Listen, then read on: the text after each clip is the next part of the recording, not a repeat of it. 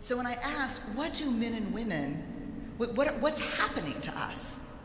And I would define where we are right now in this highly polarized world as a crisis of spiritual connection. It is a crisis of spiritual connection.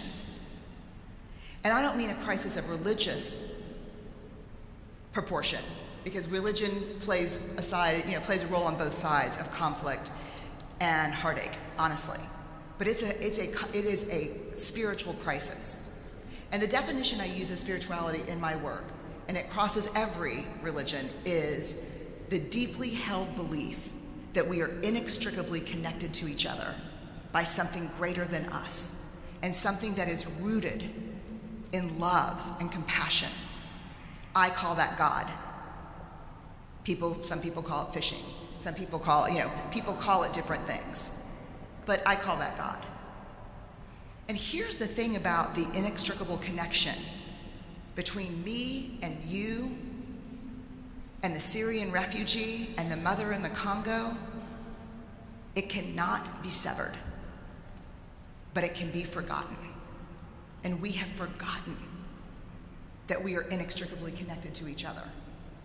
We have completely severed our memory around that. And so when I ask the question, what do men and women do who are able, even in the midst of the chaos that we're in politically right now, men and women who maintain that belief in inextricable connection, what do they have in common? One of the answers was hold hands with strangers. Find moments of collective joy and pain and be a part of them. Pass the peace with people you want a frog in the arm. Come to the rail. Sing. Grieve together in community. And we don't do enough of that. And it's not just around church, it's about music, sometimes sport. Find ways to be with people in communion that you don't know, as a reminder that connection between all of us is real and alive, whether we forget it or not. Then I ask myself, what is the opposite of that? Is it isolating? And it's far worse.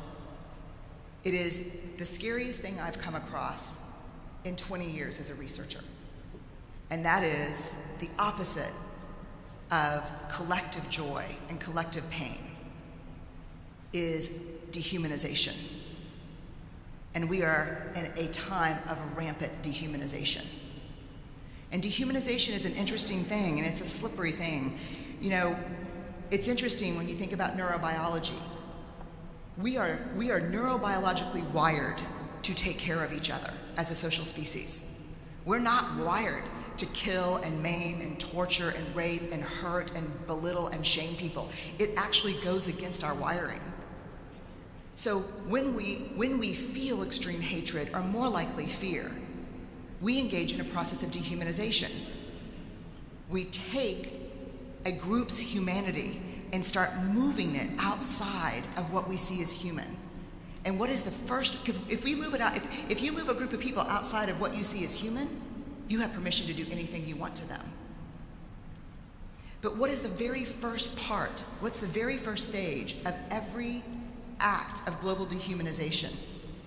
Language and words. Every genocide in history started with a dehumanization campaign of a group of people. And that started with words.